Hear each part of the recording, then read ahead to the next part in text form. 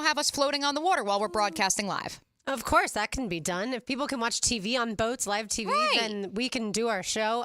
Unlike Taylor, I do love fishing.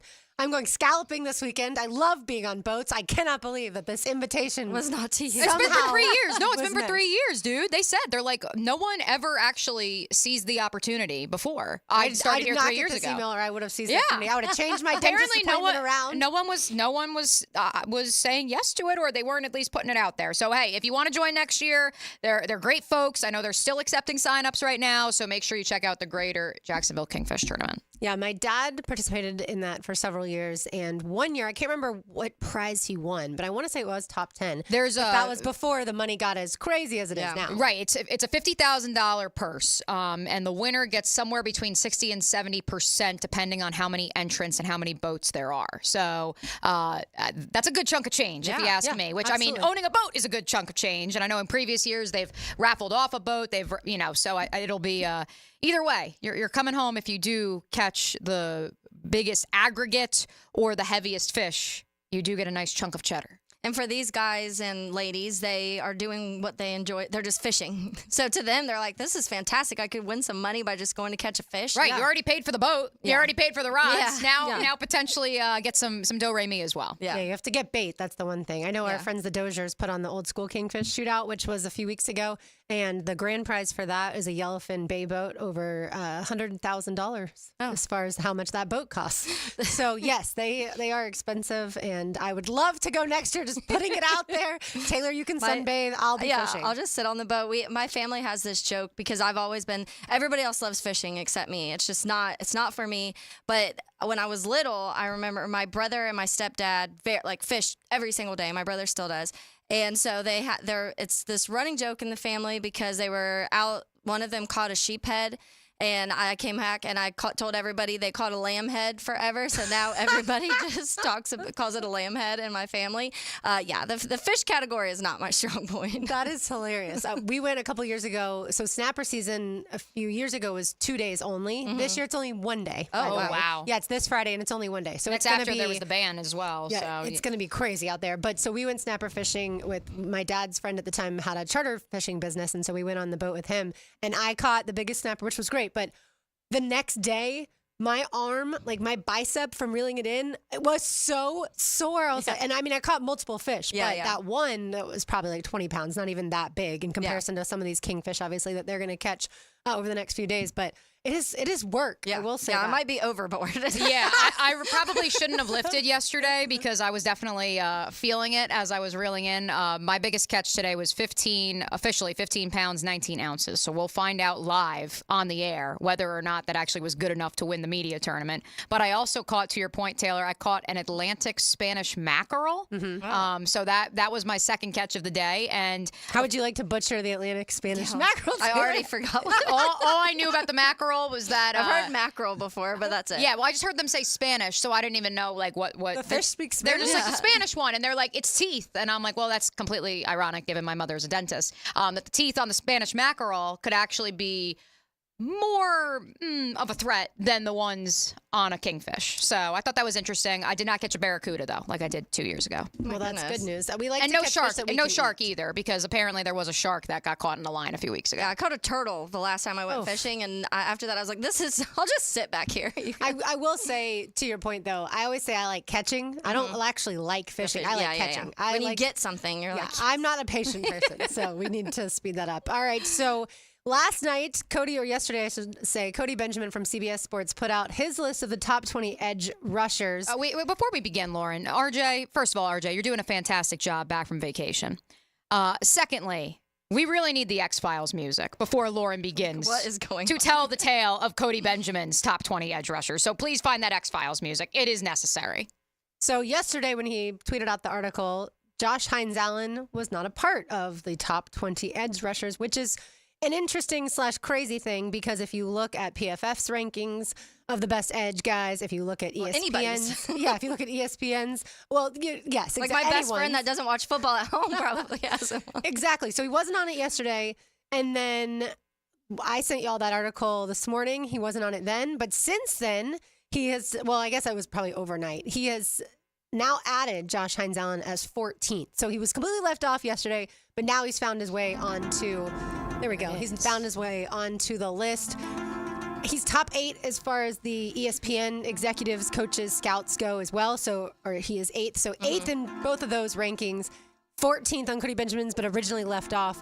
What exactly is Cody Benjamin doing? I want to also give the behind the scenes of Hayes Carlyon trying to access this link, this article yesterday. As Tony Smith's telling him about this, Hayes is going, the article's not clicking for me. It's not clicking for me. And then Tony informed us as we came on the air that now the article says that Josh Allen is number 14. It also says he's entering his 3rd year in the National Football League. That's also been fixed since then. That's been fixed. It has also been fixed, as has Josh's name. Was this AI writing? I'm like, did Cody just take, is he on vacation? He had Ghostwriter. I mean, I think the biggest point, obviously, is, yes, there are guys like TJ Watt. There are guys like the Bosas that you're certainly going to say, okay, they are the best in all of the NFL. Yeah. But Josh Allen, with the 17.5 sacks last season, with what we think he's going to continue to do here, especially now that Trayvon Walker is getting so much better, that you can make the argument that those are two, as far as the tandem, two of the best edge rushers as far as the combination in the league. There's not a lot of other teams. There are a couple, but there's not a lot of other teams that would say, no, we don't need Trayvon and Josh. Yeah, and I think that part of it, maybe as why we're not seeing him in like top 4 or 5 is because was a season. And so some people probably want to see another season of that. The year before, 6 sacks, and then the massive jump. Some people may be just saying like, okay, he's capable, but is it able to continue for him hitting these double-digit sacks? And also the pass rush win rate in general, he's not incredibly high with some of the other guys when it comes to that number specifically. It did get better this last season, and then also like against the run. So there's other factors into it. So when we see 17.5, you automatically want to just be like, okay, he should be in the top 4 or 5 because he was in the leaders of sacks. But there's more to being an edge defender than just actually getting that sack number. So I think that 7-8 right now is the right place for Josh Allen to be.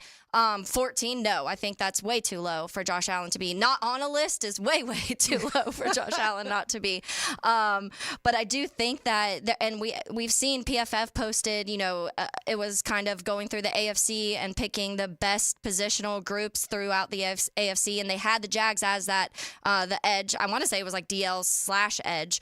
And they had the Jags in that category as their pick for the AFC as the best group as a whole, which I think makes sense because when you do have two guys like Trayvon and Josh Allen of what they were able to do last season, you have to put them on there in rankings like that of, okay, what you are expecting. Now you got to see it again. And if you see it again, then these two Trayvon needs to make this list and Josh Allen is going to move even higher. Which Trayvon Walker was an honorable mention for the survey done by ESPN of executives, coaches, and scouts. So at the very least, he's somewhere between 11 and he's between 11 and 20 right now. So that's a positive development. Let's go to this Cody Benjamin one specifically because again, ESPN and PFF both have Josh Allen in that at number 8, which I agree with you, Taylor. I think that's where he should be. Do I think Khalil Mack at this stage of his career, as PFF suggests, is ahead of Josh? Not necessarily. Do I think Aiden Hutchinson and his phantom pressures and sacks should be ahead of him? I also don't agree with that. But again, how PFF measures sacks and pressures, not sacks, how PFF measures pressures, wow, that's a mouthful, is different than how ESPN measures pressure. So let's also put that disclaimer out there. To the CBS article we go, where similar top 5, top 6. The who top was 20. 14? Who got out? We need to find out who number 14 was. So I was like, dang. if you still have the old version of the Cody Benjamin CBS Sports article out there, please send it to us at 641-1010. I need the screenshot. But all 3 of these stories, articles, rankings have Danielle Hunter ahead of Josh Allen. Based on production over the course of a 10-year career, you could argue, yes, as Josh enters year 6, Danielle enters year 10 with a new team in the Houston Texans. And, of course, the sky-high expectations for that ball club and everyone's expectations that they are just going to blow everyone else out of the water, whether that's true or not. That's part of why he's ahead of Josh, in my opinion. It's the recency bias, although I do love Danielle Hunter and would have loved if the Jaguars had traded for him. And the PFF rankings, Danielle Hunter's 16th. Interesting. Whereas Josh Hines Allen is 8th. And Khalil Mack was 7th, which was the highest I saw Khalil on any of these. So that's interesting. Here are some of the other names that CBS Sports has ranked ahead of Josh Hines Allen. JHA, by the way, is what we're going to start calling him. Trey Hendrickson, Hassan Reddick, Montez Sweat, Khalil Mack, Aiden Hutchinson, Brian Burns, Will Anderson. Thoughts on that group? Because that's not that aforementioned group of four that I started with off the top. Before. Yeah. And so I will say that even when I first clicked this Cody Benjamin article, because it starts with the lowest, like it starts with his ranked 20th. And at first I was like, Alex Highsmith and Zadarius Smith. What? And I was so confused. And I was like, oh, okay, that's 20 and 19. I was a little lost. But when you go through that, I mean, I think that there's certain ones that you could argue. I think TJ Watt, Myles Garrett, Nick Bosa, that Micah Parsons, upper top all those. is, yeah. But then it starts getting funky. And I was joking before we came on air where I was like, maybe we should make like if we were Cody Benjamin rankings of the wide receivers in the league and just see how funky we could get with those like middle of the pack guys of guys right before Josh Allen and even right after Josh Allen. But I think that when you start to evaluate, and that's a different thing. I was talking to somebody the other day, and they were saying, actually EJ from Bootleg, and he was talking about how there's two different types of pass rushers. There's the pass rusher that's going to get 15, 16, 17 sacks because that's what he does. He goes after the quarterback. He's going to get that sack. Then there's guys that kind of more just wreak some havoc up front, and they lead to a lot of sacks happening, but they're not technically getting those sack numbers because they're more of that guy that is making the line kind of cave in, and the next thing you know, that guy on the other side gets to come out and get the quarterback and get that sack. So they don't have those fancy numbers of the sack numbers, but that's when you see him have pressures, or that's when you see him have, the higher pressures in the league, or the pass rush win rate numbers. And so I think that some of these you could argue that they still deserve to be towards the top, but for a lot of it, for me, it's just more the longevity. He's looking at players that maybe had double digits multiple times, or maybe that have a higher pass rush win rate for a longer period of time than Josh. And to me, that's it. That's why I think next year we'll see him at 3, 4, 5. I honestly think that they've changed the lingo to edge because people were tired of getting the words pass rush so messed hard. I can't up. do And it. so I think And that's because why so hard defensive end versus Correct. outside linebacker. Correct. Yeah, it's they're definitely all that. Yeah, there are guys, we all would say this. There are guys in the league that every NFL head coach would take over Josh Hines Allen. That is 100% true. Oh, yeah. But there's not 20 of them. No There's way. not 13 of them. No. There's maybe 5. I said the 5. The 5 that, there's maybe 5. You know what? To his credit, the 5 that Cody had. Benjamin has. Yeah. Those 5 are the only 5 that I would say undoubtedly they are ahead of him. And that is, again, TJ Watt, Myles Garrett, Nick Bosa, Micah Parsons, and Max Crosby. Mm-hmm. That, for me, that's it. The rest of 6 through 20 is up for interpretation. Yeah, and to everyone's point, when you study this type of stuff, pass rush, edge rushers, they can be asked to do several different things, right? Like Trayvon Walker sometimes is going to be asked to do something other than rush the quarterback. Yeah. So the amount of snaps where he is assigned to trying to get after the quarterback are different than even Josh Hines Allen, and certainly different than a guy like Myles Garrett. It all depends on the scheme and the system and the different players that they have and what they feel is going to work out best for them. Some teams also have a better, like the Chiefs, have such a good interior pass rush that maybe the edge guys don't have to be asked to constantly get after the quarterback because Chris Jones already is. Yeah. And so I saw a chart that kind of, it had the two axes. One axis was sacks in general. The other axis was the pass rush win rate. And so obviously the higher right corner is the best of both because they win their pass rush, and then they also transfer those into sacks. So just two though, the top end sacks, Danielle Hunter, TJ Watt, Khalil Mack, Josh Allen, Leonard Floyd, Trey Henderson, Nick Bonito, Chris Jones, Myles Garrett, Hassan Reddick, Max Crosby, Micah Parsons are the top end sacks. Now when you look at that pass rush win rate, on the other side, Micah Parsons, Max Crosby, Bradley Chubb, Will Anderson, Hassan Reddick, TJ Watt, Trey Hendrickson, Samson Ebukam, Jadeveon Clowney, Chase Young, Nick Bosa, Aaron Donald. So the only two that really overlap in those two are Max Crosby and Micah Parsons are the two that overlap in that high category of they can do both. Aside from that, that's when they're having to decide of which of these 10 guys in each of these groups are considered the best. And to me, I think it's just more so the ones have repetition. That's why Khalil Mack is high on some people's list, because Khalil Mack, people thought he was kind of done and then had one of his best career seasons last year when they were thinking he was on the out. And so when you see a guy being able to do it for multiple seasons, they're obviously going to get a little more credit.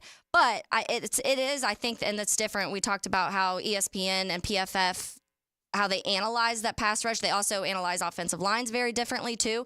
So it's more, one is an eye test and one is purely analytical. So they're going to be a little different in that. But the Cody Benjamin one, to me, there are some, I think I would still put Danielle Hunter towards, but to me, that group are all about the same. So it's more so of the other aspects, because when you look at a Danielle Hunter, when you look at Josh Allen, when you look at Trey Hendrickson, some of those names that he had in that little clump, to me, I think are very similar when it comes to what they were able to do at the edge position. But then you have to start analyzing how much they were asked to do, what they were asked to do, and Josh Allen was asked to do a ton last year because there was no pass rush coming from anywhere else.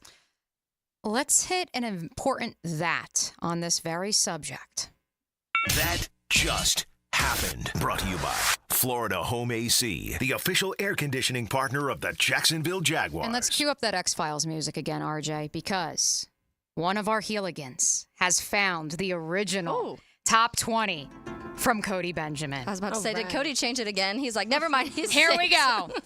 So, 11 through 13 reads exactly as you see it currently on CBSSports.com. Aiden Hutchinson, Brian Burns, Will Anderson. Kayvon Thibodeau was 14. Matt Judon, 15. Rashawn Gary, 16. Cam Jordan, 17. Zadarius Smith, Alex Highsmith. Similar with the addition of Josh Hines Allen to what we saw currently. Leonard Floyd was originally 20th on this list. And now he is omitted completely. Wow. That is It's a bad such day a for weird. Leonard Floyd. That's such a weird way. Well, I guess because on this one that we have, because Alex Highsmith, he has at 20 now. So before they were all bumped up, and Leonard Floyd made that last spot. Yeah. Like I said, bad day to be Leonard Floyd. And Leonard Floyd is, I love Leonard Floyd, honestly. Yeah, no, he's really good. We talked about him last offseason. Like, can the Jags potentially add him? Yeah. You know what they say on Twitter, y'all, or X? Ball knower, right? Like, that's like a compliment if someone says you're a ball knower. If you understand football, yes. Right. And so I think we can all agree that Cody Benjamin, when he first did the list, falls into the category of not a ball knower. And at least now he's getting a little bit closer, but he's still, like you said, Mia, he still had that Josh Allen was entering his third season. How do you get a massive contract that it felt like you were, Josh basically told everyone that he was having to, play out that year and risk, or bet on himself, that kind of thing. And so how do you have that whole storyline and then him be going into his third year? That doesn't make sense. I just can't help but feel like, he somehow confused Trayvon and Josh because Trayvon's entering his third year, and so maybe he thought they were like the same player. And I think a couple of our Heeligans on the YouTube chat line at the MyBookie Digital Studio make a very good point, which is when you lose 5 of your last 6, this is what happens. Yeah. When you listen to national podcasts and the Jags, despite a similar collapse to the Philadelphia Eagles, but the Philadelphia Eagles made the postseason, get spoken of in this light of, well, they collapse and it's largely the same team, so therefore I don't trust them. But yet the Eagles are ranked in top 10s and top 15s and the Jags aren't. It just speaks to, once again, the dismissal of a smaller market team. Yeah, and I guess like that smaller market term, not so much the losses, because there's definitely players on here, like him putting Montez Sweat on here. I think Montez Sweat is like middle of the pack. I would put Josh Allen personally ahead of Montez Sweat. But I think, and they were bad, but I think they were looking at the Bears were absolutely terrible. Montez Sweat came on and then completely changed the defense. He also had 6.5 and 6 sacks on 2 different teams, so he learned a whole new defense halfway through and did it. But I still would put Josh Allen ahead of him, and he obviously does not. So there's some where it's like they're still losing teams on here. So it's more, I just feel like he spaced. Like he honestly, somebody called and was like, yo, you did not have Josh Allen on your list. And he was like, yeah, I did. And no, you didn't. Oh, let me I just assumed Jags Twitter fixed it because I know the first person I saw tweet out the article yesterday was Mike Dempsey. Okay. Even though he's on vacation, he was like, wait a minute, this is incorrect. And then I'm assuming that it got enough pushback between that and maybe some other people, because I know Tony tweeted about it too. So yeah, it was not a good day to be Leonard Floyd today, and not a good day to be Cody Benjamin yesterday. All right, when we return, I want you to hear from Tyson Campbell. He was on the drill this morning, and we've also got some baseball for you. You are listening to Helmets and Heels on 1010XL 92.5 FM. It's a Helmets and Heels Kingfish Pest Control Wednesday. There's a new one-stop shop for all things Jags. Subscribe to the 1010XL Jaguars YouTube channel. one-on-one interviews with players, practice footage, podcasts, and more. If you're looking for the best Big Cat coverage around, look no further. 1010XL Jaguars on YouTube. Guys, feeling deflated in the bedroom? ED, low T, no energy? If your stuff is broken, call 904-STROKEN or 904stroken.com. No shots in the first treatment, now free. Fix your ED at 904stroken.com. Mia here for my friends at Duck Duck Rooter. But while it is very hot outside, you know your friends at Duck Duck Air Conditioning can certainly help. Yup, that's right. Duck Duck Air Conditioning is a full-service AC company providing full system replacements and repairs to current systems. Call 904-862-6769. But you know Duck Duck Rooter is so much more than that. They are also a full-service plumbing and septic company, and they can help with clogged drains, water heater installations and repairs, sewer line replacements, septic tank pump outs, inspections, drain field installations, and so much more. Duck Duck Rooter, a proud partner of the Jacksonville Jaguars.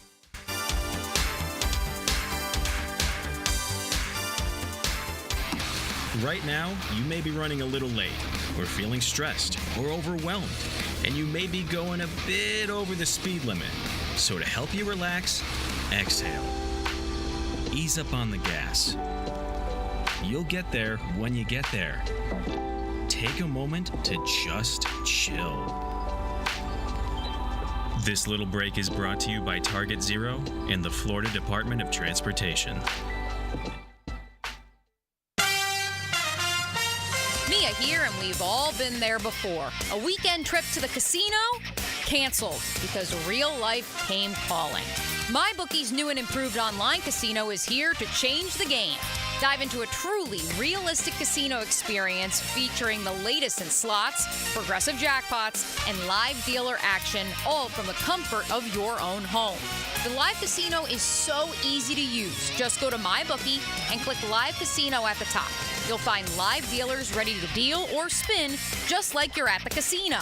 The MyBookie Casino provides a Las Vegas experience when the action's in the palm of your hands and you don't even need to wear pants.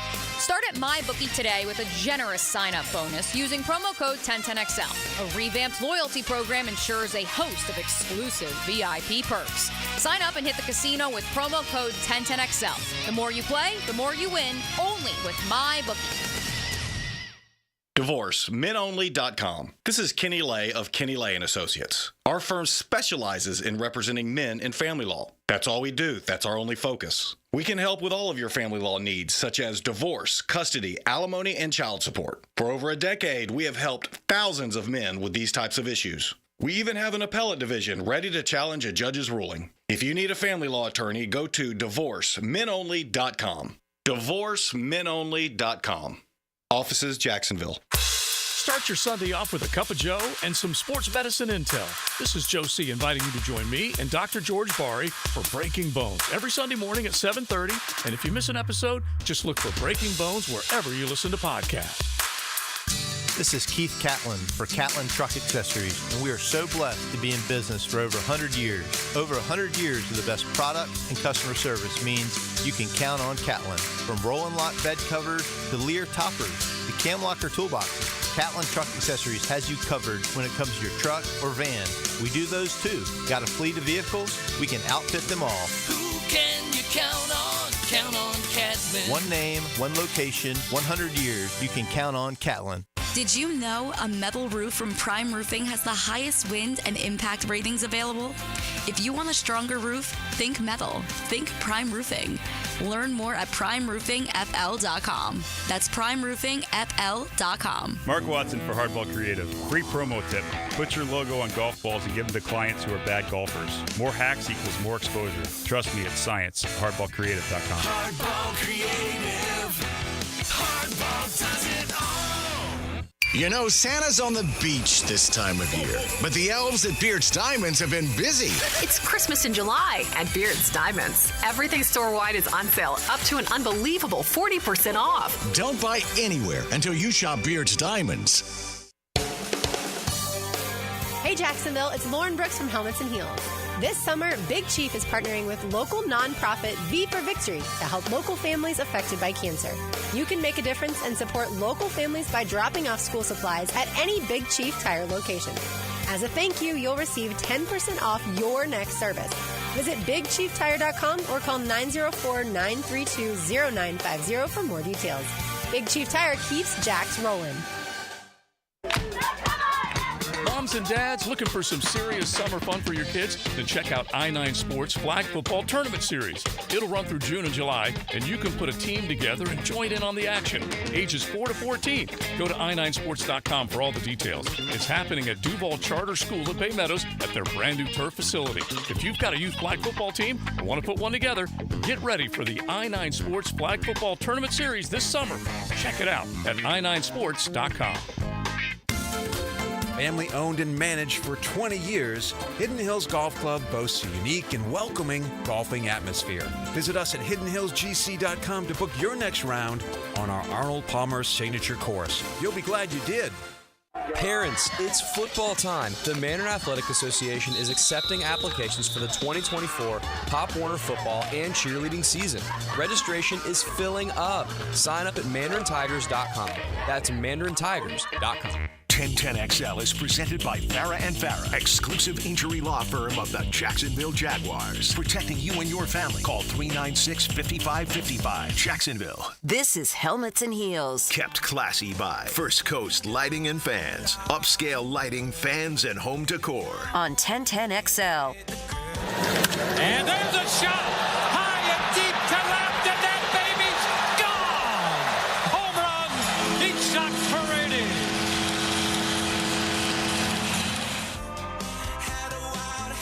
Mia O'Brien, Taylor Dahl, RJ Saunders, I'm Lauren Brooks. You just heard that highlight of Isaac Paredes and a 3-run home run as the Rays beat the Yankees yesterday 4-3. Mia, I feel like just a few weeks ago we were saying this Yankees team is going to be, in the World Series. Oh, basically. they were the first to 50 wins, Lauren. Right, correct. And then all of a sudden, they've now lost 16 out of the last 21, and no one better than you to speak to what is wrong with the New York Ball Club. Oh, the one you really should be speaking to is Coach Campo. Coach Campo is absolutely just beside himself. Just devastated. He came up to Taylor and I as we were exiting the studio yesterday, shook my hand and said, I'm hoping this creates some sort of good juju so that the Yankees can somehow win again.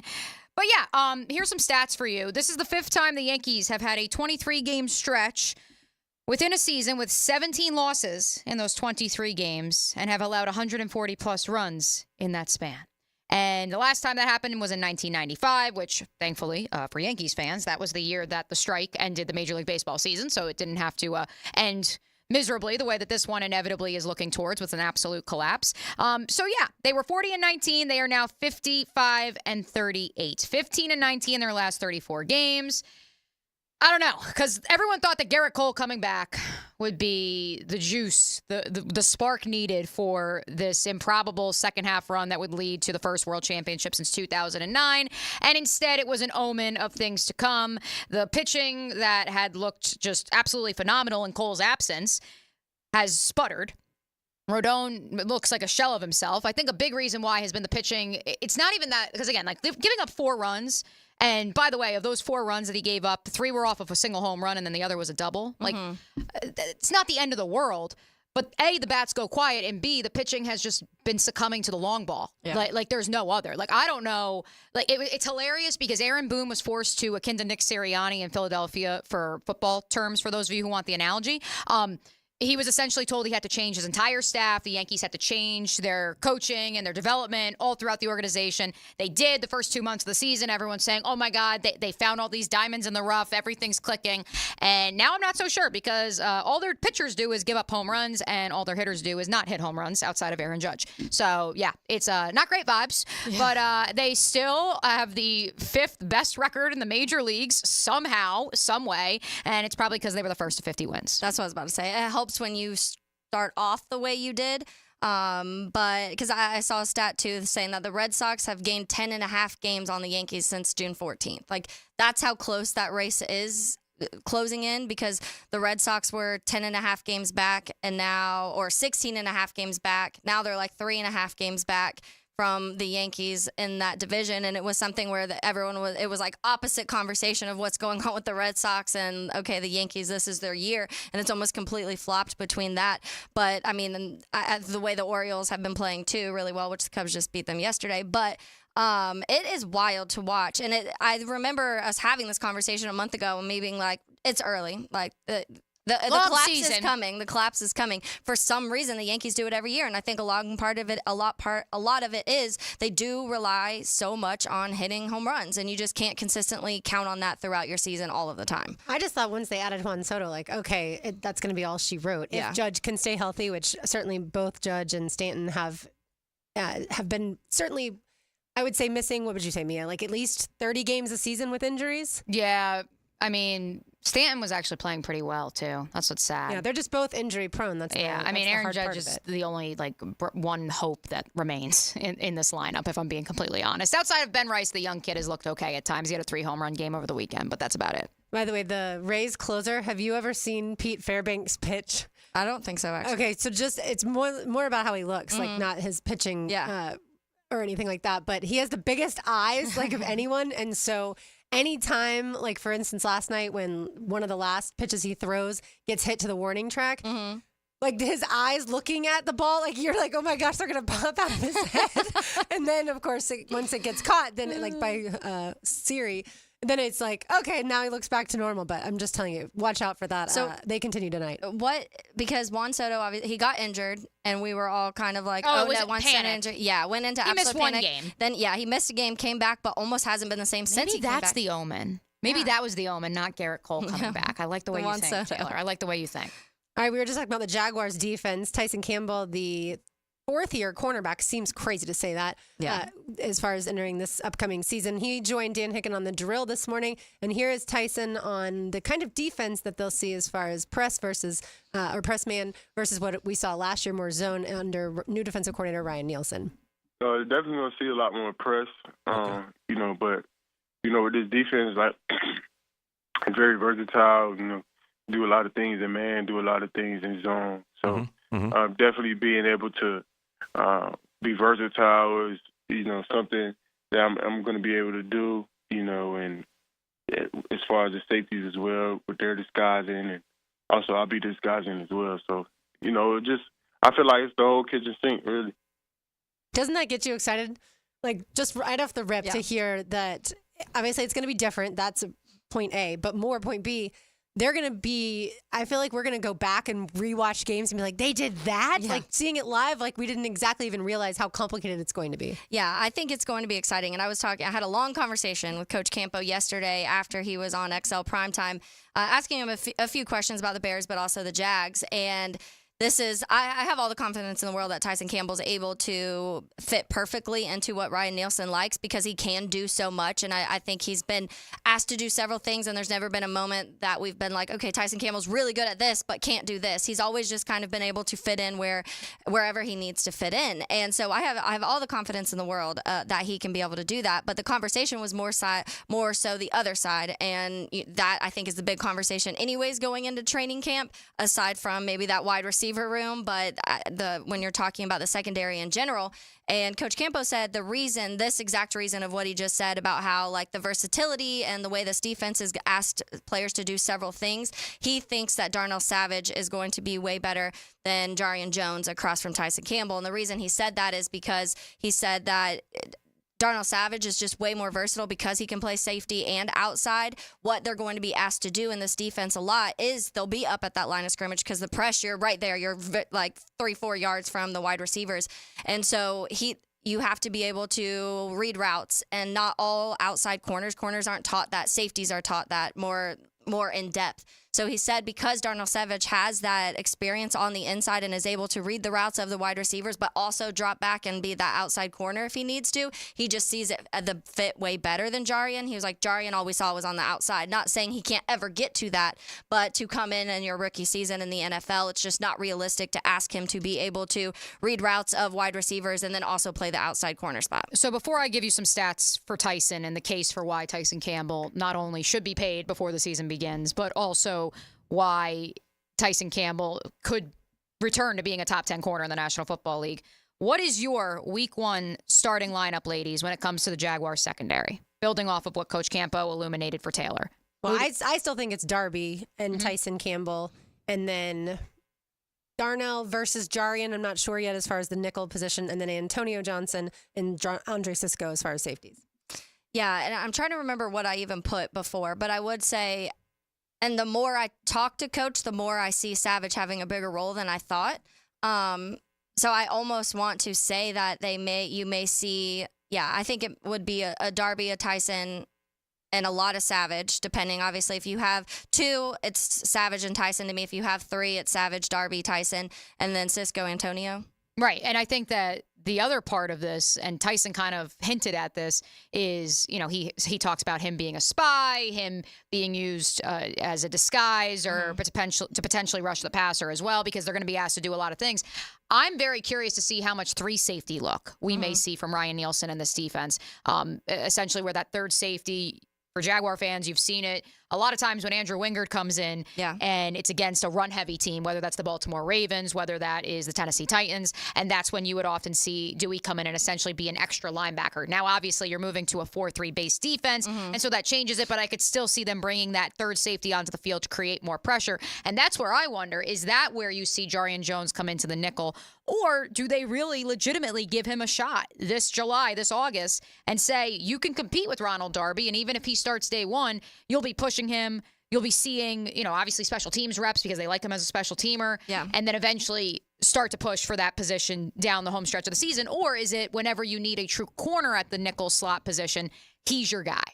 I think we'll see competition because I think they're definitely still trying to figure out that other side. You lose such a massive piece in Darius Williams. You're not just going to pluck someone and drop them in and hope for the best. You're going to want especially with the way that Ryan Nielsen runs his defenses in the secondary, there's going to be a lot of movement, and we'll see multiple guys, I think, playing multiple spots, and that's why I think he went after the guys he did, because he's confident that a Darby, a Savage, and potentially, hopefully, Jarian Jones are able to all play multiple roles on the offense, and whether that's safety corner, nickel corner, outside corner, they can play all 3 and move around. From where we sit in the press box, Mia, obviously the Jaguars sideline is on the nearest sideline to us.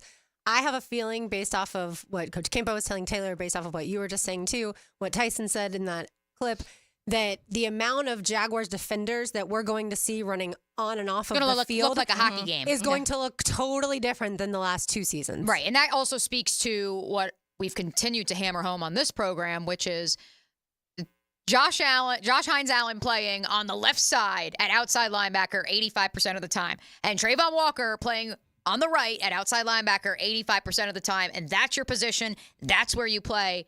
You're not going to see that anymore. Yeah. You're going to see guys getting moved around, and that goes for the defensive front. That goes for the secondary as well. To the Tyson statistical argument, and I don't know how we really haven't talked about this all that much.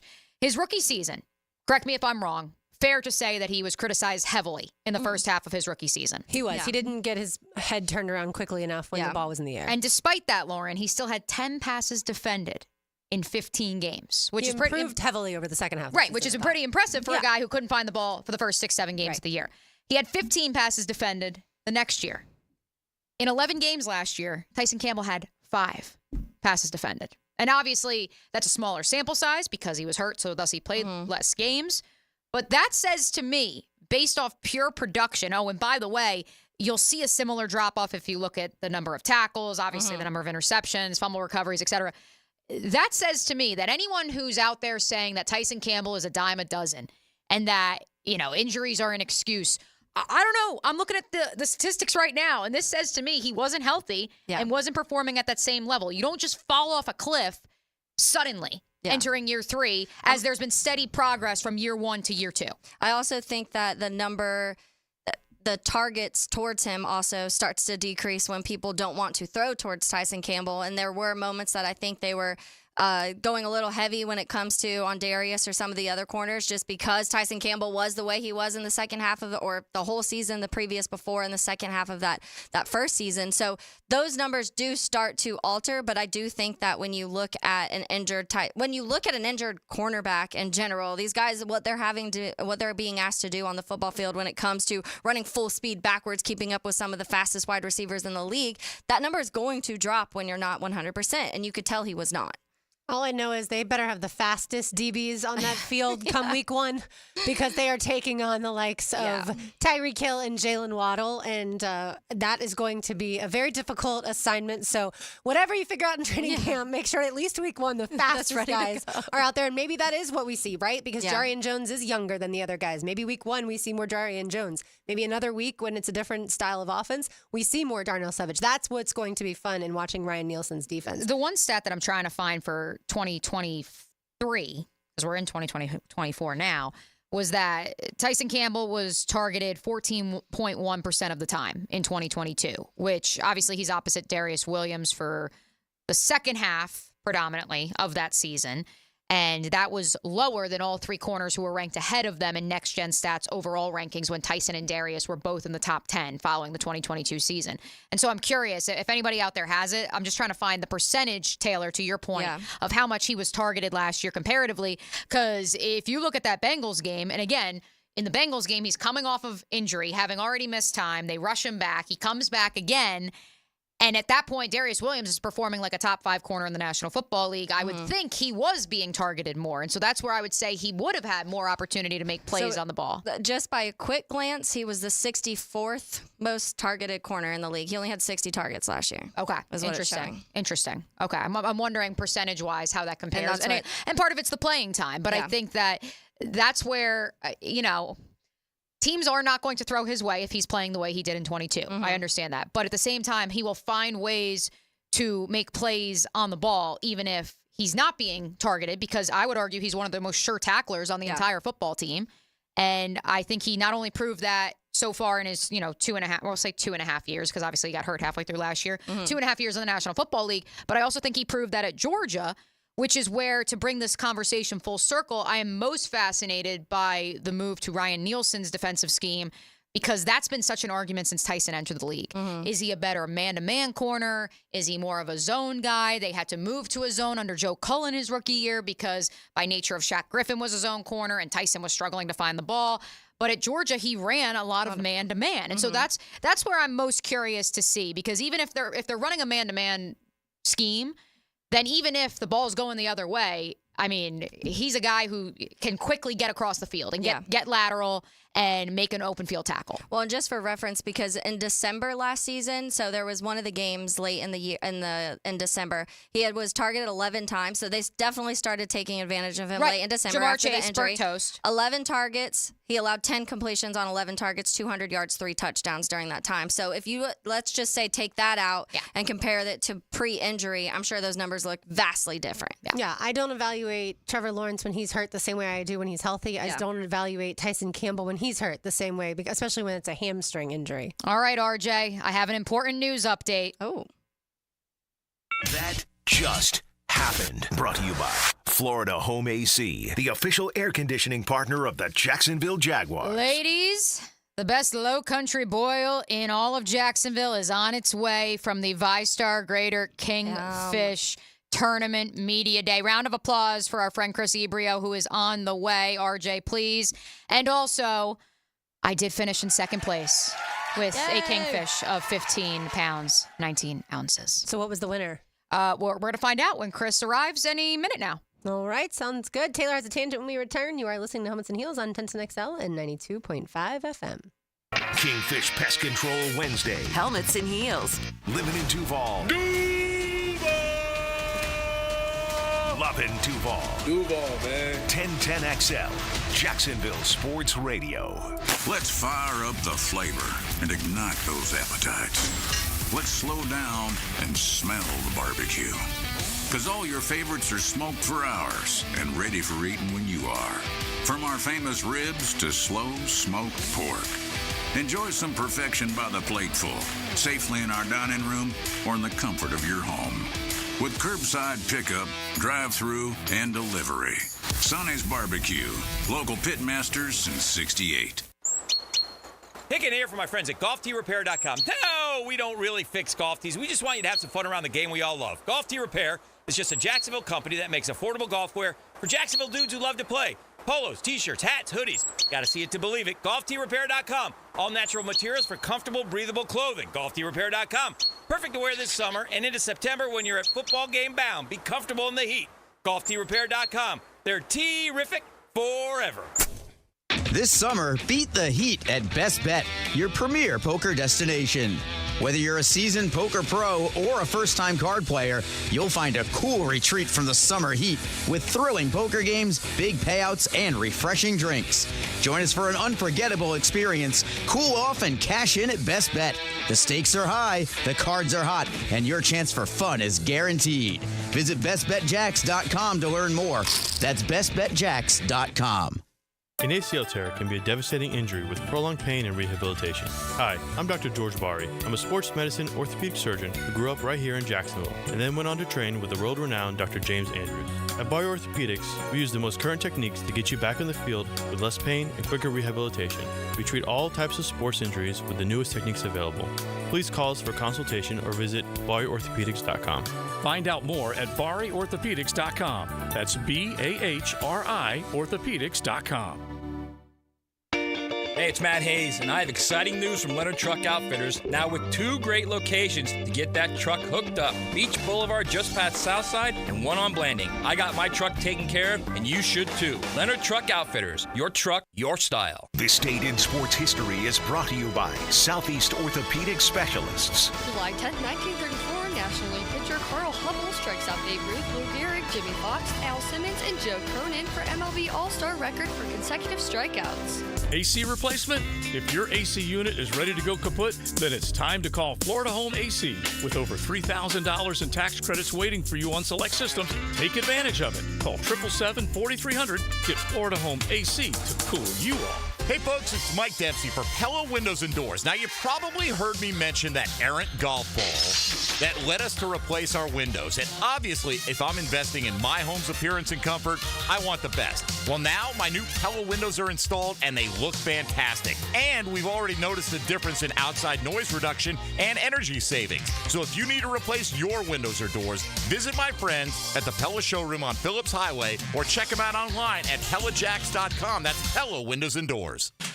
If you want to go big, you got to get low with a low down payment and a low monthly payment during the Big One sales event at Arlington Toyota Pre-Owned. Mia here, and low payments mean big savings during the Big One sales event. You can buy a pre-owned 2019 Toyota Corolla for just $1,000 down and $288 per month. Or you choose a pre-owned 2020 Camry, RAV4, or Tacoma for just $1,000 down and $388 per month. But this is the big one, so there's even more ways to save, like more than 100 vehicles under $18K. Is that even possible? It is at Arlington Pre-Owned.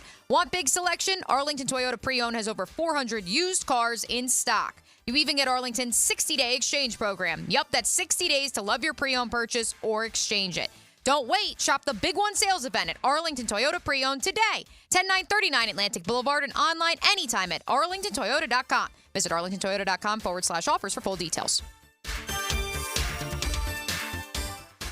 This is Hayes Carline for Skylife Elite. Are you tired of canceled flights, unruly passengers, and layovers? Call my friends at Skylife Elite. Consider using private charter flights for your next adventure. Yes, you can afford it. Make your own schedule. Fly direct. Drive your car to Craig Airport and get directly on the plane. Skylife Elite can make that happen. Call 490-9332. Go to flyskylife.com and find them on social media. Fly Skylife Elite, North Florida's premier private air charter. Hacker here with a little nugget for you. I just took my wedding ring off for the first time in 9 years. No, there's not trouble in paradise. Get this. My wedding ring was falling off. I've lost so much weight, my ring couldn't keep up. But hold up. I'm not resisting it just yet. Why? Because I'm still losing weight with Awaken 180. Down 75 pounds so far, and every week the scale shows a lighter number. Once I do reach my goal weight, however, that's when I'll resize that sucker and put it back on for good. I say for good because the weight stays off with Awaken 180. It's a lifestyle change, or should I say a lifestyle enhancer. That's combined with free support for life, and I'm confident I'll keep the weight off like all the other Awaken 180 clients. Mike Dempsey and Matt Hayes still receive free support when they need it, and yep, the weight has stayed off on them. The stories aren't stories. They're real accounts. What's stopping you? Go online, awaken180weightloss.com. 1010XL is presented by Barra & Farah, exclusive injury law firm of the Jacksonville Jaguars. Protecting you and your family. Call 396-5555. Jacksonville. This is Helmets and Heels. Kept classy by First Coast Lighting and Fans. Upscale lighting, fans, and home decor. On 1010XL. Mia O'Brien, fresh off of the King Fishing tournament. Be glad that there's no scent on that MyBookie Digital Studio live stream. That's all I got to say. God bless Lauren Brooks today. Taylor Dahl is here. RJ Saunders is here. I'm Lauren Brooks, and we're going to now hear a tangent from none other than Taylor Dahl. Now, Taylor's Tangent, served up by Chick-fil-A on 1010XL. I'm getting really, really sick of having to talk about this, but I'm going to continue to talk about it until it's not an issue anymore. It was announced yesterday that former Lions, Steelers cornerback Cameron Sutton has been suspended 8 games for violating the NFL's personal conduct policy. If you don't know what happened, back in, I want to say January, February, the league was notified that there was a domestic violence charge on him. He strangled his girlfriend. And the Lions immediately cut him. They were like, nope, not dealing with this, which ended up he lost like $10 million guaranteed because they cut him right away when this came out. The Steelers took him back. Steelers signed him. It now got announced that he was going to be suspended 8 games. To me, 8 games is not enough. It's just the NFL has to figure something out. And the thing is, they don't even have a set rule on this. They kind of let teams handle it. Okay, here's the law. Obviously, if there's jail time, that's separate or whatever the case may be. But there's a very loose guideline of what happens when something like this is going on. And there's been too many. I mean, just in the last couple years, you Google immediately like domestic violence charges, and it's Michael Thomas comes up, and Alvin Kamara comes up, Cameron Sutton comes up, Jeffrey Simmons comes up. All of these guys who you almost forget about sometimes because they get to continue to play, and you see them on the football field or at least in chatter when it comes to teams. But if you're telling me that a player sitting there getting his ankle wrapped for an injury and he places a bet on an NBA game while he's sitting in the facility gets 1 year, but someone who strangles their girlfriend only gets 8 games, which isn't even a half a season anymore, it's disgusting. It's driving me absolutely mad. There has to be something done further. And I know it's a weird gray line because, believe me, I get it. We've had the situations where girls have lied about some of this. And I also have been very vocal about I think the girl should be punished. If you find out a woman or man, it goes both ways. Women and men have been the victims and the ones who are committing the crimes. So either way, if you're lying about it, you should be in trouble. But if you are a person who is a role model in the league and you are playing this football game, getting paid millions and millions of dollars, and you can't keep your hands to yourself, it should be more than not even a half a game suspension, in my opinion. But it's driving me insane every time one of these stories come up. And I've shared my story on here. I was in a domestic abusive relationship for a long time, so it's very, very close to me. And it breaks my heart. It breaks my heart that we're constantly having to see these stories of guys, and they're not learning their lesson because they miss a couple games and get to come back, and people forget about it because then they get 10 sacks, and it's like, okay, it's fine. He's back. He's in his prime. Max is sitting with RJ today shadowing. Max, if you could give a round of applause for that Taylor's Tangent, because that might be the most fire one we've had since we debuted that segment, and it is so appropriate for what is currently going on in the National Football League and beyond. Thank you, Taylor. Thank you, Taylor, for that. Yeah, I think our society has learned that if you're good at sports, then pretty much anything that you do push things aside a little. We'll find a way for you to play. Yeah, it's not going to affect you. And I totally agree as far as the length of suspension for gambling. It seems to be far worse than a lot of other things. Yeah. And even they're all mismatched. I mean, you're getting fined. He got fined like $537,000 or something, which, like I said, he lost the $10 million because he got cut by the Lions. But $537 to these guys, to most of these guys, is nothing. But you wear like socks that you're not allowed to wear during a game, and they're getting fined that much. So it's just the NFL has to figure out something to make this to where the punishment is actually correlates with what the whatever it is. And I get the integrity of the game to them is different.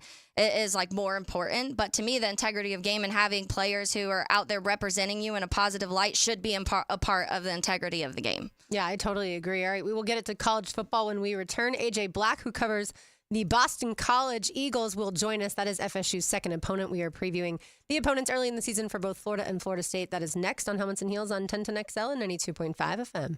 It's Helmets and Heels, Kingfish Pest And now Control details of Wednesday. the sudden announcement that has captured the attention of the entire world and the most fabulous prize one could wish for.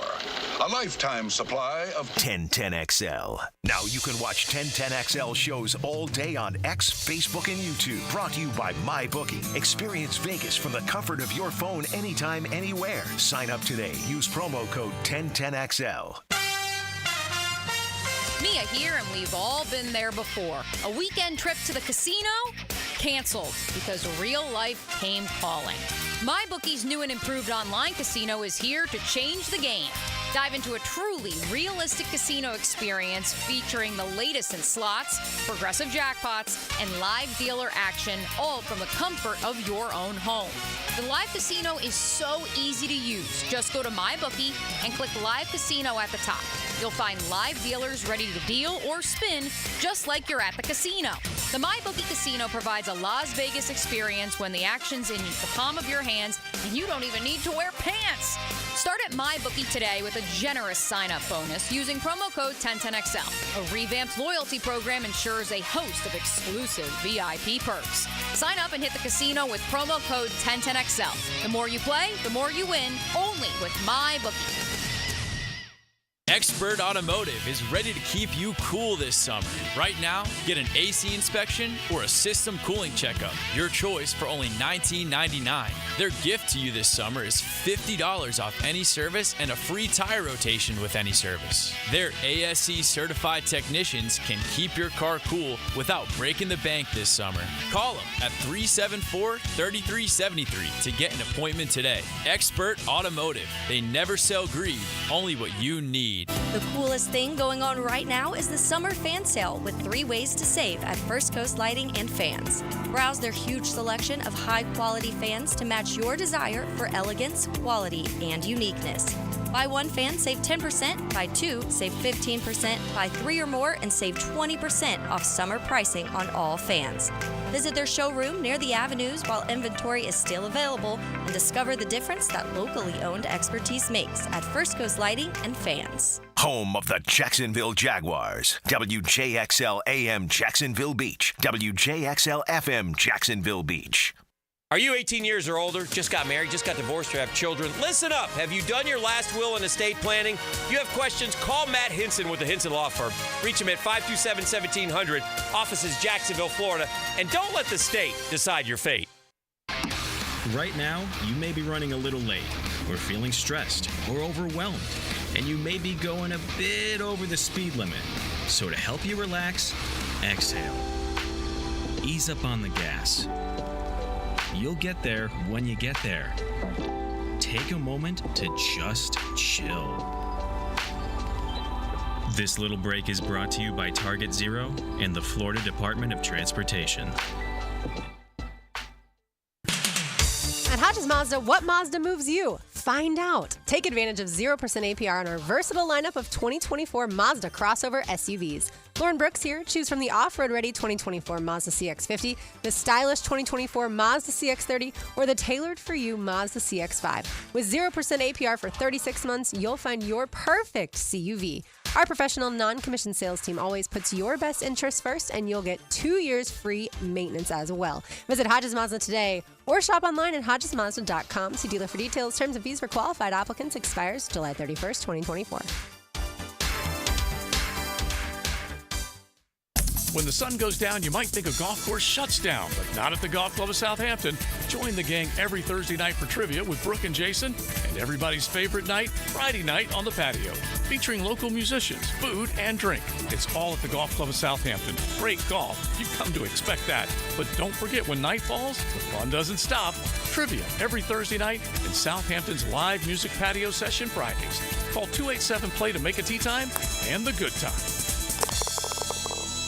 I'm RJ Saunders with your Southeast Orthopedic Specialist local sports update for 1010XL. This update brought to you by First Coast Honda. Well, the Jacksonville Jaguars have done a great job paying their talent this offseason, including their draft picks, and Josh Allen and Trevor Lawrence. Many believe, however, cornerback Tyson Campbell is next in line to receive a bag from the Teal and Black. How far along are the two parties in regards to a contract extension? Well, Campbell explained the situation to Dan Hicken today on The Drill. As of right now, now, I don't know. Okay. But I'm just leaving it in the God's hands and letting my agent do his job. And if God says it's time for me to get an extension right now, then, it'll happen. And if not, we just play the waiting game. Tyson Campbell this morning with the drill. Currently 89 degrees at 101. Time and 10 brought to you by Bueller Air Conditioning. Stay cooler with Bueller. 1010XL is presented by Farah and Farah, exclusive injury law firm of the Jacksonville Jaguars. Protecting you and your family. Call 396-5555. Jacksonville. Light up your lunch with Helmets and Heels. Presented by First Coast Lighting and Fans. On 1010XL. Mio, Brian, Taylor Dahl, RJ Saunders, I'm Lauren Brooks with you. We are scouting the opposition. So we're going to take a look at FSU's next opponent. We've already talked about Georgia Tech, and it would be Boston College. So we welcome in AJ Black, Boston College Eagle Insider. AJ, thank you so much for joining us today. Hey, thanks for having me on. It's the summer, but college football is right around the corner. Yes, around here it feels very close because training camp dates they were released yesterday, and so really just a couple weeks, and summer is over. Football season has begun. And so let's get it to Boston College. Jeff Hafley, the head coach last year, decided to leave and head to the Packers. So now former NFL head coach Bill O'Brien is there. What has that been like?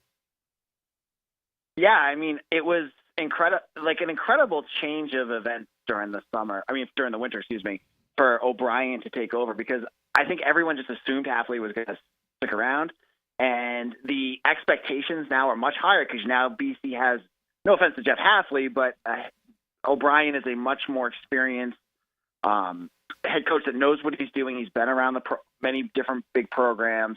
For Boston College itself, it felt like a big hire for the program, and one that honestly has been years in the making, because Bill O'Brien is from the Boston area, and a lot of folks wanted him the last time around. Now they finally got him.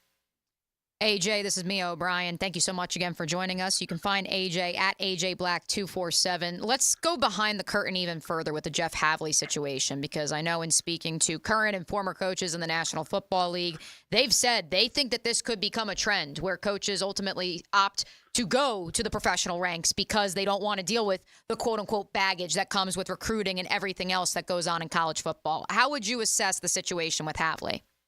Yeah, I mean, Hafley is a younger coach, and he's had experiences both at the college and pro level. He saw what it took to be, a coordinator at the NFL level, and looked at his quality of life. I mean, he was on the road constantly. He, had to do all the things all the college coaches had to do, and at the end of the day, he's got young kids and a family, and looked at the money he'd make as a NFL coordinator over being a college head coach, and said, look, this is the quality of life thing for me. I get to see my kids. I get to do things with them other than being on the road and recruiting all the time. And so he got tired of all the recruiting all the backdoor stuff that has to happen in the recruiting and transfer portal, and said, I want to just focus on coaching. I don't want to do that kind of stuff. And he was done with it, and, he took off at the end of January.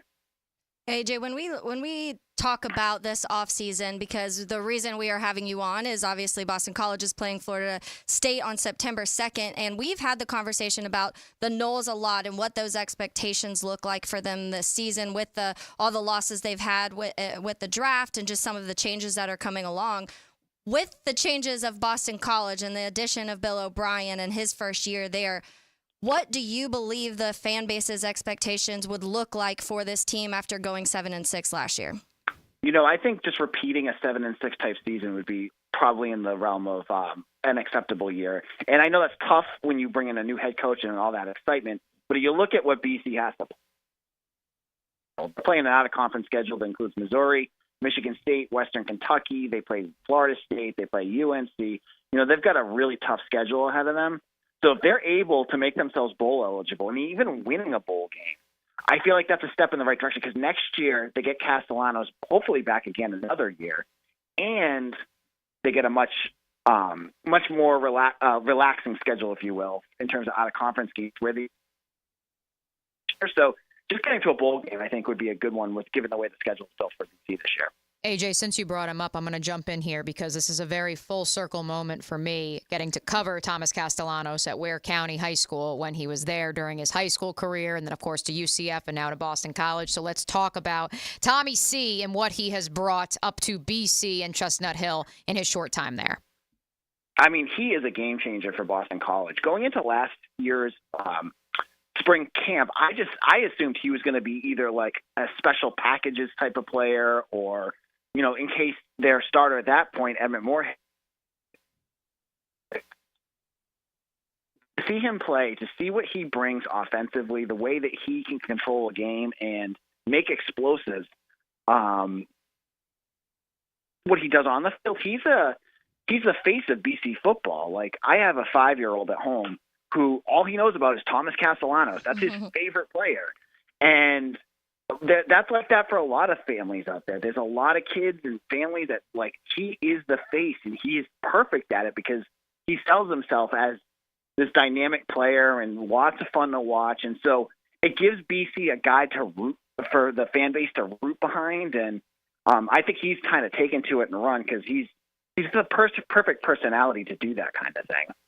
AJ, if you told most fans that Castellanos was a leading rusher last season, they would be like shocked because that's a quarterback, right? But FSU fans certainly understand how dangerous he is with his legs because Boston College, for a lot of obviously FSU fans, they won't forget this, but for people who didn't watch that game closely, Boston College definitely almost beat the Noles and would have handed the Noles the only loss last season. So as far as the backfield, though, alongside Castellanos now, Treshawn Ward, of course, formerly at FSU, now joins that backfield. What do you think the expectations are as far as the rushing yards this season? So I think the running game is going to be obviously very important for BC. And given that Castellanos does have limitations on what he can do with his arm, I think that's going to be super important. Last year, they had Kai Robichaux, who you would have saw in FSU. He kind of stood out, but he's also a big back. He takes a lot of punishment. And he got hurt a couple times last year. But to have Ward back, to kind of complement that and to give you a two-headed beast, to kind of a back and forth for running backs is going to be really crucial for BC, so they don't run into what they ran into last year, where Robichaux goes down. They don't have backups that could do what he could do, and you do that. You have that now with Ward. Ward's not the biggest punishing back, as FSU fans can see, but he's consistent. He's reliable. He knows what he's doing. I think that's going to big part of BC's offense this year. Yeah, and obviously, like Lauren just mentioned, the rushing side was a major factor, including at the quarterback position. But if you're looking at the receiving weapons, that Lewis Bond, he returned, even though in December there was a lot of rumors that maybe he was going to go elsewhere, or maybe people were trying to get him to go elsewhere, however you want to look at that. How important was it to get him back to this Boston College offense? Oh, it was huge. Lewis Bond and best friends, and you can see their chemistry on the field. Now, Castellanos got a bit dinged up at the end of last year, and that's why kind of, if you look at his numbers, it went down passing-wise. I think we just lost him. We may have just lost AJ. So RJ says he's giving us thumbs up. He's going to work on getting him back. But I do think it's interesting when you look at Boston College's schedule, the fact that they actually begin the season 2 full weeks after Florida State with that game against the Noles on Monday, September 2nd. And then their schedule's kind of wonky because they start with an ACC game.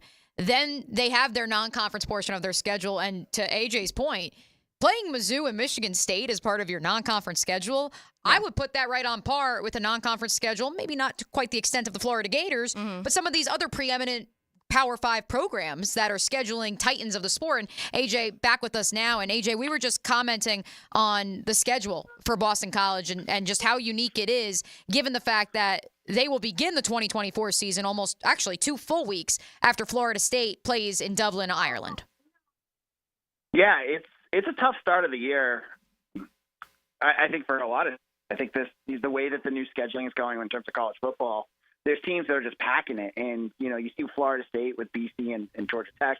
BC starts off the year with 2 out of their 3, first FSU and Missouri, at Missouri. It's just, I think that's kind of the way college football is going now because, you know, honestly, that's selling tickets and that's getting eyeballs on games. So it's an easy way to get things going at the start of the season for college football fans and for the people that are paying, you know, big money for these media rights. All right, so we talked about the offense. AJ, who covers Boston College with us, AJ Black. Let's talk about the defense. The fact that Boston College last season only had 13 sacks in 13 games seems a bit disappointing. Yeah, I mean, the pass rush last year was brutal. They had a tough time with that last year, and to even say that with Donovan Azaraku, who was preseason All ACC, he was like third in the conference the year before in sacks. You expected BC to get more pressure on quarterback. They just weren't able to do it, and I still think that's a major area of concern this year. They've got a new defensive coordinator, Tim Lewis, who was part of the Steelers. He's an older coach, but he's way more aggressive than we saw last year. So I have a sense that they're going to try to get after the quarterback much more. I also feel on the back end they may be more susceptible to explosive plays because they're going to be selling out a lot more.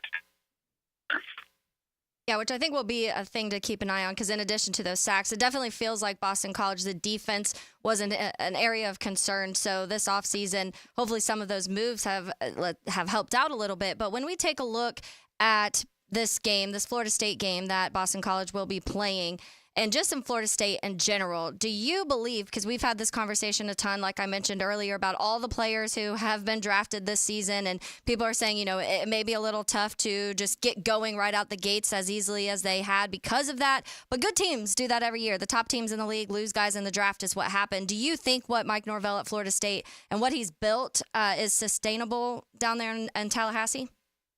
Oh, totally. I think Norvell is one of the best coaches in the country, and what he's doing and the way that he's building his program, he's doing it the right way given what college football has become. Like, he's doing an incredible job building through the recruiting and a mix of the transfer portal to get his team to the top every single year. And he's doing it with I think Florida State is always, under him, I think Norvell is one of the best in the country, as I said, but I think they're going to be in contention every year. And honestly, I see Clemson getting some love this year, but I have a hard time believing that Florida State shouldn't be the favorite this year going into 2024 to win the ACC. Again, you can find him at AJ Black 247 on X, Twitter, whatever you're calling it these days. He is the publisher of BC Eagle Insider as well as the host of Locked On BC. Nobody better to talk Boston College with than AJ Black. Thanks so much for joining us, AJ. Thanks for having me on. Have a good one. There he goes, AJ Black. I love the idea. Again, for me, it's a full circle moment. And for our Georgia listeners, you know this all too well. The idea of Thomas Castellano jerseys being populated among the younger generation in the Massachusetts Chestnut Hill greater area warms my heart. He was always one of the most fun high schoolers that I got to interview when I was still in local news and got to make that lovely hour and 40-minute trek up to Ware County and, of course, Pierce County, Stetson Bennett's home as well. And really dynamic guy. He's one of 11 children. Oh my goodness. Yeah, 11 children, and I think it's 5 of them are all, from the same marriage too. So his brother played at Nebraska. Deontay's going to guess Catholic family. Yeah, exactly. Deontay Foreman is their cousin. It's an awesome story. And so, he was so excited to go to UCF. Unfortunately, with the pecking order of the quarterback situation there, it never really panned out, but has definitely found a home up at Chestnut Hill. And so very exciting to see Thomas and company succeeding. And it's crazy to think, 7 wins last year. Yeah. And now you add Bill O'Brien. Yeah. And so. Well, and as I mentioned, returned several guys. When you return, obviously the quarterback, but Lewis Bond was someone a lot of people were talking about in December. I remember that name floating everywhere. Is he going to hit the portal? Is someone going to snag him out of the portal? So I know that's not the biggest part of their offense, but being able to bring somebody like that back when probably some bigger schools were giving him some looks. Yeah, that always says to me that the home school ended up ponying up and said, we want to keep you, therefore we shall pay you or pay you more, just depending on how it looks. Well, speaking of NIL, Mike Gundy, he's always good for a sound bite. And his hairdo, what was that? The hairdo is always rocking. Yeah, he's the one who many years ago said, I'm 40, I'm a man, I'm 40, right? That's been a minute now.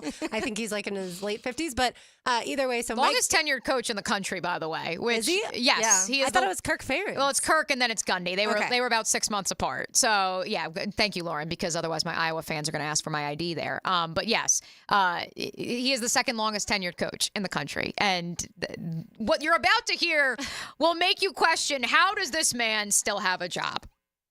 So I looked it up on my phone. What would be the legal limit? Like in Oklahoma is 0.08, and Ollie was 0.1. So I looked it up, and it was based on body weight. Not to get into the legal side of it, but I thought really 2 or 3 beers or 4. I'm not justifying what Ollie did. I'm telling you what decision I made. Well, I thought I've probably done that 1,000 times in my life. And I, it's just fine. So I got lucky. People get lucky. Ollie made a decision that he wished he could have done better. But when I talked to Ollie, I told him, I said, you're lucky you got out light because you make a lot of money to play football. So Ollie Gordon is the running back at Oklahoma State, and he was charged with a DUI recently. And during Big 12 media days, Mike Gundy, as the head coach, made the announcement that he will not suspend Ollie Gordon, even though he was arrested for driving under the influence. And so what you just heard was Mike Gundy then explain why he doesn't really think it was that big of a deal what he did. Now, since then, he has had to clarify his comments because what he now is saying is that what he meant to say was not that you can drink and drive, but more that we all make poor decisions and you have to forgive people for their poor decisions. P-O-U-R. Lauren, here's the thing. When Mike Gundy first got on the microphone yesterday in Vegas, he actually said when he was asked why Ollie Gordon, who, mind you, was finished in the top 10 of the Heisman voting last year, returned to Stillwater for his final year of eligibility with the Cowboys. We looked at each other, Taylor, in our office when Mike Gundy first got on the microphone, and he said when he was asked, why is Ollie still here? Why was he not punished? Like, shouldn't the punishment be he doesn't get to come to media days?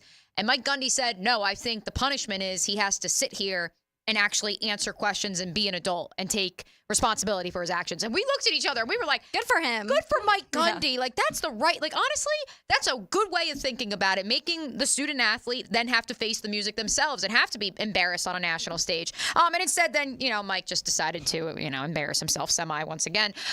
Look, when I heard him say that, I love you, Jaguar fans. I couldn't help but think, okay, Justin Blackmon drinking at every watering hole in Stillwater circa 2012, and many NFL teams, not including the Jaguars, finding out about that during the NFL draft process, connecting the dots here, unfortunately. Now it makes sense to me, which is unfortunate because I don't want to label Mike Gundy as a bad guy. I think he's a good coach, and I think he has proven that he can develop young men both on and off the field and send them to the National Football League. But this was just such classic Mike Gundy content where he just basically tried to justify something that he had already justified earlier that morning in his opening remarks. Yeah, it was like he said what, and there's people out there who silently say these things like, okay, I've had 3 beers and I've driven a million times. Like, people probably think that often when seeing some of these, but he just said it out loud and in a role where you are somebody who is a role model, you're a leader, and to young men, I mean, there's guys on your team, or let's even go back to recruiting. The guys you're recruiting from high school to come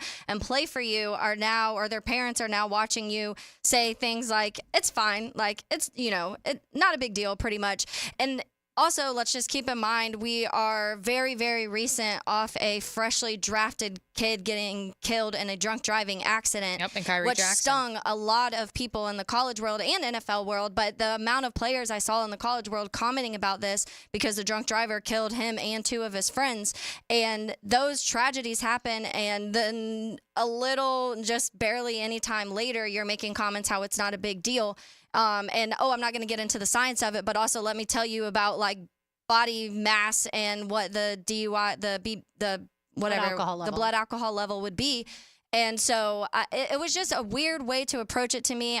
In my head, I was just like, there's definitely much better things you could have said. And I thought the same thing, Mia, because we were sitting in our office and 3 hours before that, I was like, good for Mike Gundy to make this kid. And apparently he did ask, he left it up to Ollie, and Ollie said he did want to go because he felt like he needed to be able to kind of clear the air and just, be the leader on his team. And he said, I felt like I should have came because it wouldn't be fair to my teammates or my coaches leaving them up here to answer questions when I could about myself. I totally respect that from Ollie. I'm glad that he agreed to go and still deal with it when they're at the Big 12 media days. But there's so much better ways that Mike Gundy could have approached this situation and like worded how this could have gone. He could have honestly just simplified it and, just more so been like, we're supposed to be leaders and I'm going to teach my players and lead my players as best as possible to be those leaders. Mistakes do happen, but we've got to be better.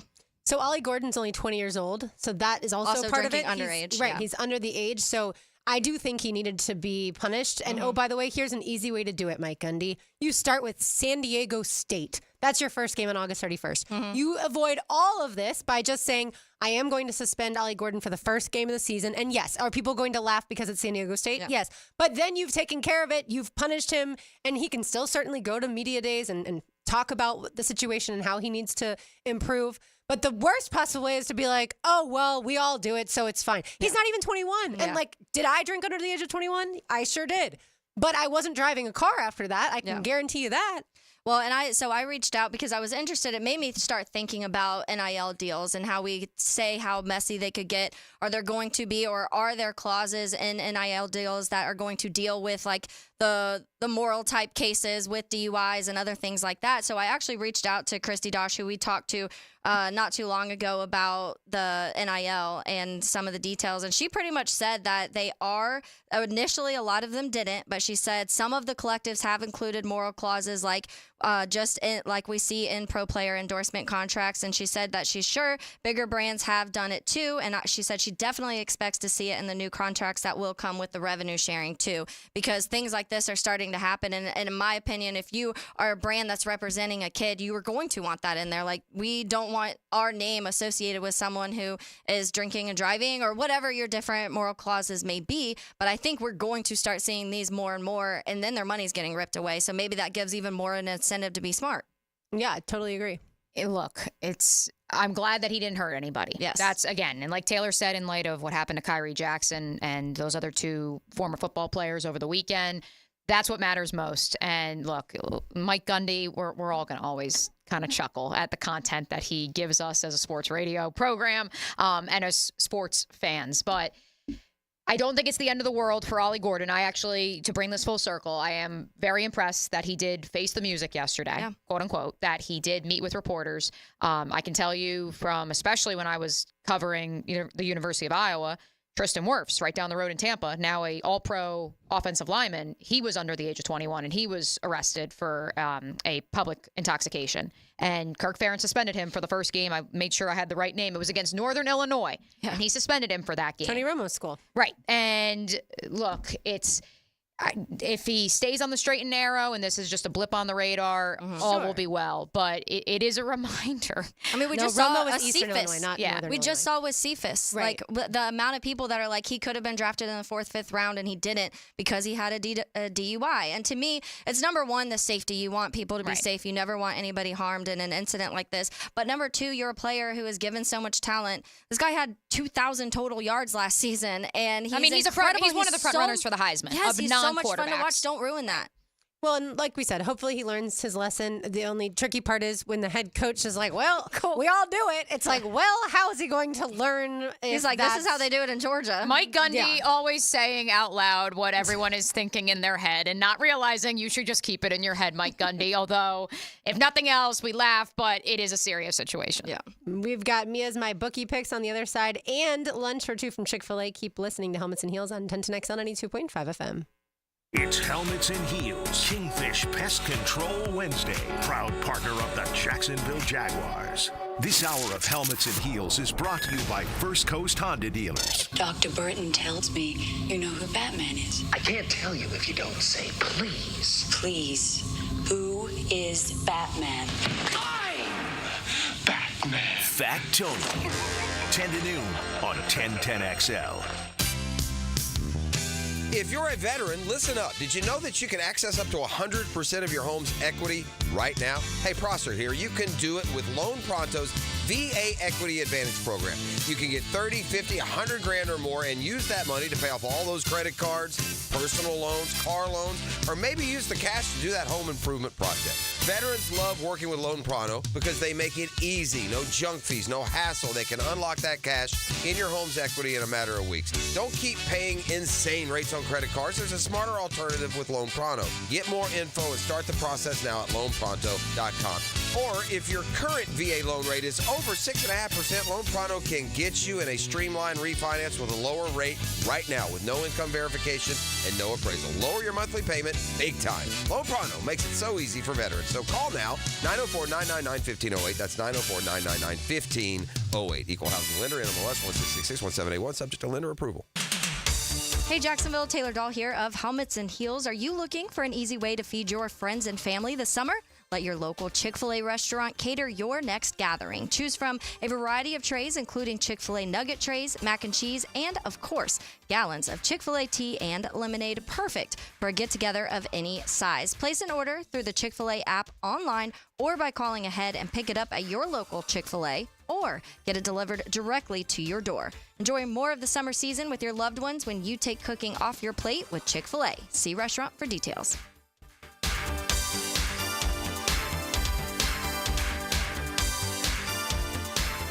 Did you know you can charge the all-new Honda Electric Prologue in the same receptacle as your phone? You don't need these special charging stations at your home. Simply plug in your Honda or your phone. See your local Honda dealer now. We're electrified. Hello, First Coast. I'm sure by now you have seen our bright green GFL trucks and containers throughout the greater Jacksonville area. We're an industry leader in solid waste and would love the opportunity to earn your business. We're committed to customer service, reliability, and have an unwavering focus on safety. Whether commercial or construction, let us haul your waste away. Call 904-760-5880 to get a quote today from GFL, Green for Life. Attention homeowners, is it time to get your septic tank pumped out? Don't wait until it's too late. At Duck Duck Rooter Plumbing and Septic, our experienced technicians use the latest equipment to pump out your tank safely and efficiently, ensuring that your septic system is running smoothly. Neglecting your septic tank can lead to costly repairs and even health hazards. So call Duck Duck Rooter and schedule your septic tank pumping. Call now, 904-862-6769 or online at duckduckrooter.com. Duck Duck Rooter is a proud partner of the Jacksonville Jaguars. If you've played sports or still lead an active life, chances are joint pain is nothing new. This is Dr. George Barry of Barry Orthopedics, and we like to be your option when it comes to taking care of your body and getting back in the game. From shoulders to elbows to hip and knee pain, Barry Orthopedics can diagnose and treat a variety of injuries that are causing you pain. We are Barry Orthopedics and online at barryorthopedics.com. With more than 30 years of experience, our team is here to care for your entire family. Find out more at barryorthopedics.com. That's BAHRI orthopedics.com. Everyone agrees that playing quarterback is the hardest thing to do in sports, yet it's the one thing that everyone says they could do. Denny Thompson is the Quarterback Whisperer. Friday mornings on The Drill. Brought to you by Tyson Sound and Security and George Moore Chevrolet. I'm Patrick Young, inviting you to the Florida SBDC's Network Small Business Success Summit, August 19th and 20th at the Sawgrass Marriott in Ponte Vedra. If you're ready to learn, network, and be inspired, I'll be delivering a keynote message you won't want to miss. Secure your spot today by registering at floridasbdc.org. Hey, there's no time to waste. Right now is the right time. I hope to see you at the Small Business Success Summit in August. Rick Ballou for Carlson Dental. You know, I've been telling you this for quite some time because it's true. I hate going to the dentist, or at least I used to hate going to the dentist. I had total anxiety, and then I tried sedation, light sedation for cleaning and deep sedation as well for cavities and root canals. Folks, it's an incredible experience. So don't be nervous. Don't be scared. Go to carlsondentalgroup.com. That's carlsondentalgroup.com for all of your dental needs. Time now for a medical recap. A health and wellness tip from Jaguars head team physician, Dr. Kevin Kaplan. Regular strength training is key to maintaining muscle mass. Like muscle building, you need to stress the muscle to maintain strength. This means lifting enough weight and doing enough reps to the point where it's too hard to do one more. Yoga and Pilates are also lower impact muscle building workouts that help maintain lean body mass and improve flexibility. Let's get moving, Jacksonville. You could win your share of over $450,000 in cash and prizes at the VyStar Greater Jacksonville Kingfish Tournament. The fun starts July 13th with the inaugural kickoff beach tournament with a $50,000 cash first prize. There's a junior offshore tournament and one for the lady anglers. Best of all, the general offshore tournament winner takes home a 28T contender with twin 200 Yamahas. Register today at kingfishtournament.com. Wondering what you're going to do for dinner tonight? Southern Steer Butcher is a full-service butcher, and we grind and make sausage in-house every day. Now open in Ortega. For tasty tips and juicy breasts, choose Southern Steer Butcher. 1010XL is presented by Farah & Farah, exclusive injury law firm of the Jacksonville Jaguars. Protecting you and your family. Call 396-5555. Jacksonville. You're listening to Helmets and Heels. Illuminated by First Coast Lighting and Fans. On 1010XL. The food is in the house, ladies. I will say it smells a lot better now than when the show started. Yeah. With the Low Country Boil in here versus Mia's fishing. Well, they're going to sense. come in and be like, why does it smell like fish? Hey, they're It smells like shrimp, not fish. Matt and Leon are going to be asking where's their Low Country Boil, the famous Low Country Boil from the VyStar Greater Jacksonville Kingfish Tournament. A round of applause, again, RJ, for our friend Chris Ebrio for bringing the goods, the Low Country Boil here, as well as my prize for second place in today's Media Day tournament.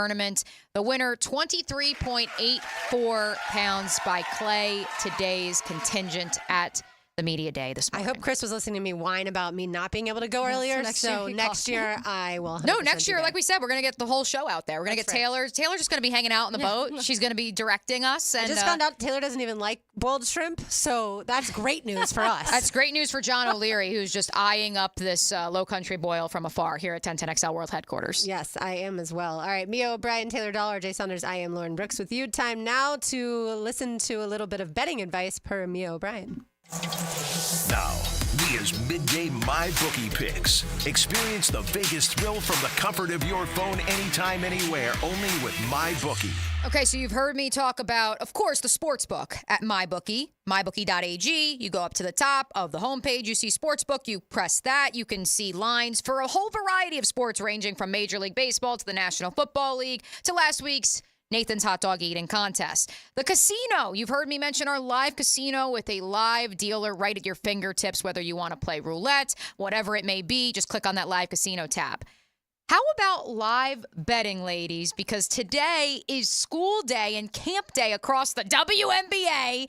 And so we have live odds as we speak right now. The entire WNBA all had noon starts, so that includes noon on the East Coast, and then you've got a 3 p.m. Eastern tip-off between the Las Vegas Aces and the Seattle Storm, a 3:30 tip between the Dallas Wings and the Phoenix Mercury. Two games currently in progress, the Atlanta Dream and the Chicago Sky, tied at 65 late in that one. Caitlin Clark and the Indiana Fever are getting dog-walked by the Washington Mystics. If you believe that the Mystics will cover a 13.5-point spread, that's minus 105 right now. Honestly, if you want to parlay that with maybe the Sky, because they're obviously the hottest team of the two between the Dream and the Sky of that matchup, that's a nice little parlay that you could do right now at MyBookie. And you also could get the Aces of the Storm and the Wings and the Mercury in on the action. The Storm 4.5-point dogs. I might be inclined to even pick against the two-time defending champion Aces just because they've struggled a bit of late. Maybe parlay that together with those two live odds. And then as far as the Wings and the Mercury go, the Wings, if you can believe it, despite having Arike Ogunbowale, who's probably going to be the runner-up for MVP in the WNBA this summer, just 5 wins on the season. And so that one will be the Mercury for me, 7-point favorite against the Dallas Wings in Arizona. But that's just a sampling of some of the fun you can have if you visit mybookie.ag. Again, live betting, the sports book, the live casino, it's all at your fingertips. When I was the director of marketing for UNF Athletics, we had elementary school day for women's basketball, and it was, get as many elementary schools in there as humanly possible. The game always tipped off around 11 a.m. The amount of screaming that happened in that UNF arena for those couple hours. I mean, they would scream for literally anything. The ball would just be being dribbled and they'd be screaming, and then they would just go through waves of screaming. Oh my gosh, it was fun. And it was great to have that many fans in for women's basketball, certainly. But my goodness, my ears rung for like 4 days. Well, if the W isn't your forte and if indoors with children screaming is not your favorite thing, might I interest you, Lauren Brooks, Taylor Dahl, RJ Saunders? You can actually live bet the Jacksonville Jumbo Shrimp and Gwinnett Stripers, a noon first pitch. That game is currently in progress. The Shrimp trail 7-1. And yes, you can bet the over-under and you can bet the spread on MyBookie literally right now live. I love that. That's the team name that you would never put in your updates. The Gwinnett Stripers. For obvious reasons. Yeah, I think I remember having to a few times. But, Mia, when you were out and Lauren and I had the 10-10 Jumbo Shrimp Day, and first of all, it was a blast. Sorry you couldn't be there. Yeah, but the guys in front of us, who also were all 10-10 listeners, were playing a game, like they called it like the dollar game or something like that. And so what they do is they go to a ton of Jumbo Shrimp games, and they each pick a player on the roster each day, and they get like $1 for a single or a double, $5 for a triple, $10 for a home run or something like that. So they bring X amount of money, and each of them have their player for that game. And then they have to donate the money to each other. That's That's awesome. Monopoly, That's so all fun. Monopoly money, totally legal. I love that. No, but it's not even betting. They were not passing real money. I wouldn't consider promise. that betting. I would consider that like drawing straws with your friends. Yeah. Like, I think that's fun. I was like, this is a great idea. But it's like some of fantasy them- baseball, but real life. Yes, and one of the guys had a grand slam at the game, so that was $25 or something like that. My God. So the one guy had a big stack of money, and Lauren's like, I wonder who his player is. That's amazing. It was fun. It also was camp day at the Jumbo Shrimp game, and they had water hoses for all the kids, and so bathing suits, water hoses, water slide. Like it was an absolute blast. If you haven't been to a shrimp game, I highly recommend going. Let's pivot back to basketball real quick with that, RJ. That just happened. Brought to you by Florida Home AC, the official air conditioning partner of the Jacksonville Jaguars. Some news on the basketball front before Team USA heads to Paris. Kawhi Leonard has withdrawn from Team USA, and he will be replaced by Boston's Derek White. Nope, you heard that right, folks. Not by Jaylen Brown, the MVP of the NBA Finals, by his teammate, Colorado Springs' own Derek White. Or even a Kyrie. Or Kyrie. Or, I mean, there's a litany of guys that could have been selected. And Why instead, did Kawhi withdraw? But he's still recovering from an injury. So this is the official word from Team USA. Kawhi has been ramping up for the Olympics over the past several weeks. He had a few strong practices. He felt ready to compete. However, he respects that USA Basketball and the Clippers determine it's in his best interest to spend the remainder of the summer prepping for the upcoming season rather than participating in the Olympic Games. Which is interesting because, I mean, that the Clippers really had that much of a say. And I would think it's all on Kawhi and his camp. If he doesn't feel right, then or doesn't want to risk re-injuring or making it worse before when you get to the season, because it comes fast. Right. Yeah. But like we talked about, I don't think it matters who the 15th player is on this team. Right. They're not going to see that much game action. Right. But I mean, Kawhi would have seen game action if healthy, though. So that's where now you up the pecking order for, I don't know, Anthony Edwards. I know they play different positions, but other guys to see minutes in the rotation in Paris. Thankfully for us on Helmets and Heels, ladies, we have 1010XL's basketball analyst, RJ Saunders, on this program. RJ, I'm sure you've already seen the tweet. I know you've been doing a million things over there, so maybe you haven't. But Jaylen Brown already tweeted the glass magnifying eyeglass emoji as if to say like, and then, he got that quote tweeted and sent all around because people can't help but feel like this is Isaiah Thomas being left off the dream team in 92 all over again.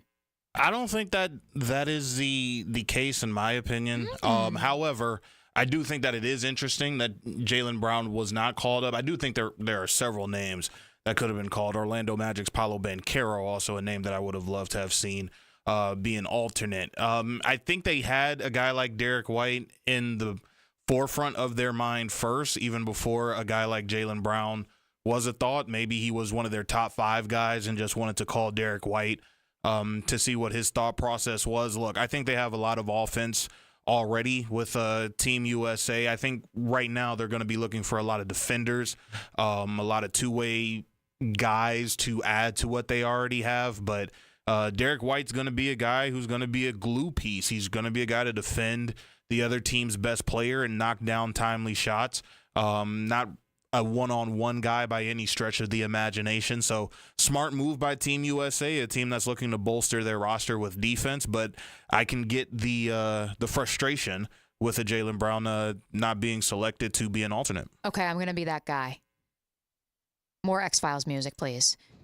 While Team USA is training right now in Las Vegas, Team USA makes its home in Colorado Springs. Not only did Derek White attend college in Colorado Springs, he was home in Parker, Colorado yesterday hosting his annual youth camp. Did Derek White get the call solely because he was closest in proximity to Team USA?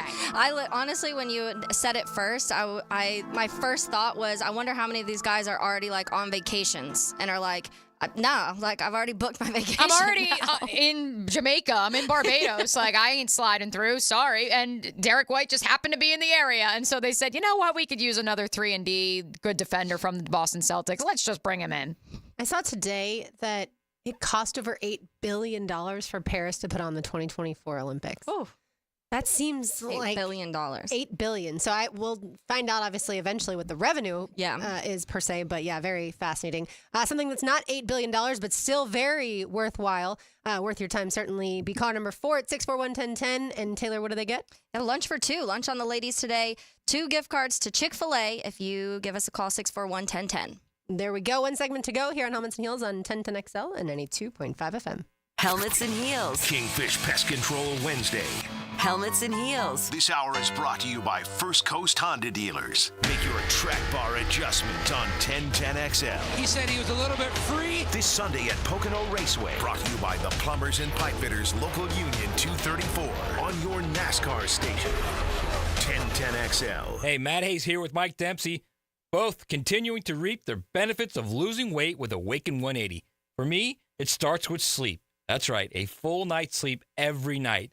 Another thing, I haven't been sick in months. No colds, no sinus infections. Mike? Same thing here. My added bonus is I've lost a few more pounds in free maintenance. Crazy to think the weight not only stayed off since last September, but I don't even think about it anymore. With Awaken 180, keeping it off becomes second nature. I've had my cheat days, I have my cheat meals, but it's not really cheating when the results stay the same. Awaken 180 isn't just about losing weight. It's about enhancing your life, better sleep, better health, and for me, enjoying golf and swimming without joint pain. When you're not carrying around 40 extra pounds, your joints surely thank you. Have your joints, your heart, and your scale thanking you too, and do what we did online at awaken180weightloss.com. By now, we all know the phrase, go big or go home, right? Well, my friends at Arlington Toyota are taking that phrase to heart with the Big One sales event.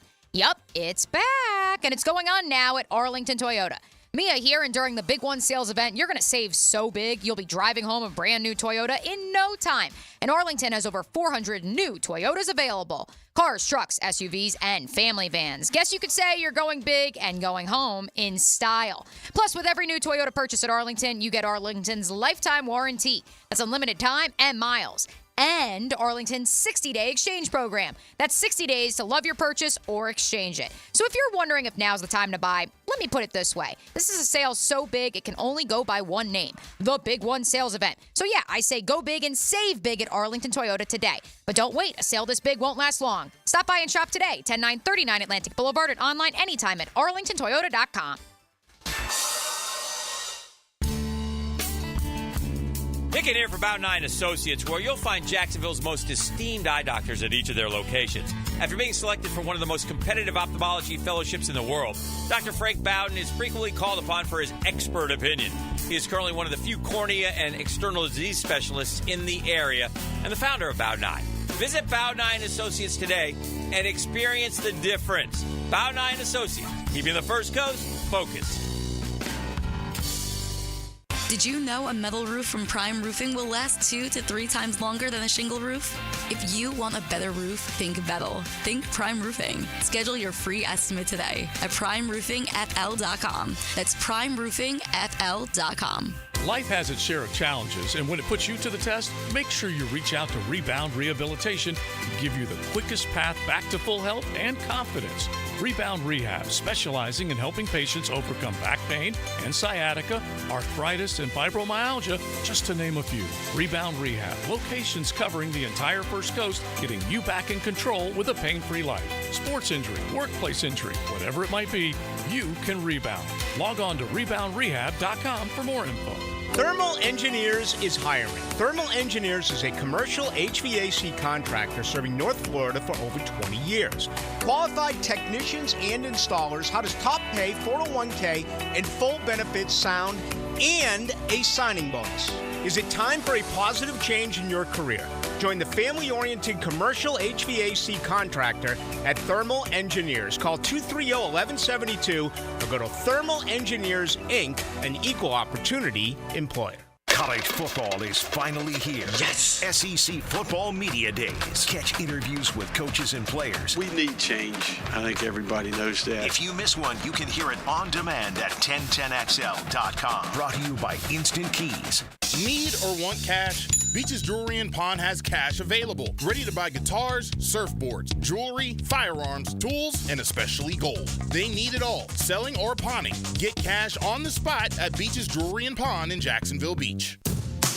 Daly's Dash is not only your Jaguars game day stop, but a great place to grab a meal any day of the week. To honor the Jags and the fans, we've crafted the Duval Sub. The Duval comes with freshly sliced turkey, ham, melted cheddar, and habanero jack cheese, topped with crisp lettuce, fresh tomatoes, and a double portion of our secret sauce, all served on a fresh roll. Come by your local's Daly's Dash today to get your delicious Duval Sub. Daly's is the official convenience store sponsor of the Jacksonville Jaguars. The coolers are full at your local Gate gas station, making it easy for you to cruise in and cruise out with little downtime. Ice cold Coronas, Natty Light, Stella Artois, and Michelob Ultra. Don't forget the king of beers, Cold Buds. Gate's got them in the cooler, waiting for you. They say to make yourself indispensable at work, so I developed a digital catering solution that only I can operate. Okay, it's actually EasyCater.com. David! They love me, because I, the director of catering logistics, not a real job, use EasyCater to get catering from all our favorite restaurants. Tight budget? No problem. Need vegetarian options? Gluten-free? Check and check. D-Man, you crushed lunch today. It was easy. EasyCater. EasyCater is your all-in-one tech platform for ordering food for work. Start your order at EasyCater.com. Guys, feeling deflated in the bedroom? ED, low T, no energy? If your stuff is broken, call 904-STROKEN or 904stroken.com. No shots in the first treatment, now free. Fix your ED at 904stroken.com. 1010XL is presented by Farah & Farah, exclusive injury law firm of the Jacksonville Jaguars. Protecting you and your family. Call 396-5555. Jacksonville. Now, the cool down from the cool guys at Donovan Air Electric and Plumbing. Fast, reliable, and honest service since '87. There are 4 guarantees in this life we lead. Death, taxes, Tyler Shatley on the Jaguars 90-man roster, and the Low Country Boil from the Greater Jacksonville Kingfish Tournament. Absolutely slapping. So good. Just fantastic. Make sure if you are interested in signing up, they have their beach tournament this Saturday and the 44th annual, I believe I'm correct in saying that, the 44th annual Greater Jacksonville Kingfish Tournament next Friday. There you go. The fact that Cody Benjamin originally did a top 20 edge rushers and left out Joshua Hines-Allen is preposterous. Certainly glad he fixed it, but the fact that that was his original list of 20 that did not have number 41 just seems insane. Yeah, and my takeaway is going to be that now that we're super approaching camp very soon, it's going to be really fun to watch the secondary. Hearing from Tyson Campbell and what it's going to look like this season, in addition to what that opposite of him will look, what the corner will look, what they're going to be doing with Savage and some of these other new guys. I think is just going to be such an interesting topic to follow along with this offseason. And really, week 1, what does that secondary look like, depth chart wise, is fascinating to me. We don't have a lot of training camp battles to watch. Like usually going in, it's okay, we're going to see, is it Cam Robinson battling Walker Little. Like, it doesn't feel like that's the case for me, at least right now. It seems like Walker Little is the swing tackle, and we know the left tackle is Cam and the right tackle is Anton Harrison. I don't think there's much battle in the running back room. Maybe the sixth receiver, but certainly not the starting receivers. We know the quarterback, certainly. Really, the only position battled to key in on as far as starters is the secondary. Yeah, that's for starters. I think that, as we've noted for sure. Right, as we've noted time and time again, like, yes, that sixth receiver is probably not active on game day, but I do think it's going to be an absolute dogfight among the Tim Joneses, the Parker Washington, Elijah Cooks, Josh Cephas of the world for that sixth spot. And so I do think that will be fun to watch. I don't think it's necessarily a competition. I think it's a committee behind Travis Etienne. The offensive line, as of now, on paper, it's set, but I think competition breeds success, right? I heard that a time or two. So certainly we'll see, like, how does Cooper Hodges look, and can he push Brandon Sheriff? But I think as of right now, we know who the starters are. Right. Yeah, I think it's more so the offensive line is more so looking ahead. Do you have pieces behind a Mitch Morse, behind a Ezra, behind a Brandon Sheriff that will be able to take over eventually within the next couple years? That's more of the question surrounding the offensive line. Which is a good thing, by the way. This is where you want to be in the National Football League. That it's competition in terms of depth and who's pushing. Certainly the starter, quote unquote, but the starter is pretty entrenched. But creating great competition, having multiple guys who could be that backup, that's a good problem to have. I guess who else will be on the field besides Foye Oluokun and Devin Lloyd? That may be another one where it's going to be fun to see what Brian Nielsen eventually decides to do there. Yep, and I think that's kind of a wide open. The Sam linebacker we've talked a ton about. Yeah, of how it could look. And I think you also could see Foye and Devin lining up at different positions in that second level. And if, let's say Devin is to move to a Mike position because Foye is not on the field, or you're blitzing him or something like that, then that opens up an opportunity for Chad Muma to be on the field, or maybe Ventrell Miller, or maybe Caleb Johnson. And so, again, it goes back to put a nice bow on today's program, what we discussed when it came to the Jaguars secondary, Brian Nielsen and Chris Richard's arrival. It's an open competition, yes, and there's no depth chart, yes, but also that will translate to the season when you have guys playing a variety of positions in a quote-unquote positionless defense. Yeah, and I think it'll also be interesting, too, the tight end. Obviously, we know Evan Ingram is tight end 1, and he's going to be tight end 1. He's one of the better in the league right now statistically on the majority of at least the receiving side of stats.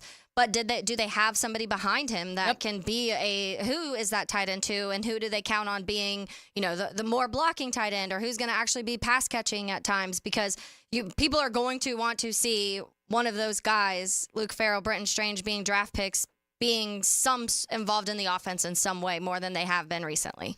And of course, we'd be remiss if we didn't mention the kicker battle. Come on now. I know. I was thinking that. I don't really think it's a battle. I don't either. I mean, no offense to Riley Patterson, but I think it's Cam Little's job to lose. Yes, if you're drafted, there's a vested interest placed in you that you will be on the 53-man roster. But hey, kicker battle, everybody's going to have their notepads out once training camp starts in 2 weeks, and we're going to be taking notes of watch out, Coach Campbell. How many kicks from over 50, how many kicks from over 60. We're going to keep you abreast of all of that here on the Superstation. If you did miss the full interview that Dan Hicken had with Tyson Campbell, that is on demand, so you can certainly check that out, as well as on the Jaguars YouTube page as well. We appreciate Tyson joining the radio station today. For Mia O'Brien, for Taylor Dahl, for RJ Saunders, I'm Lauren Brooks. That's going to do it for us today. But of course, XL Primetime is coming up next, so don't go anywhere. These heels are made for talking. We will talk to you tomorrow. Gonna walk all over you.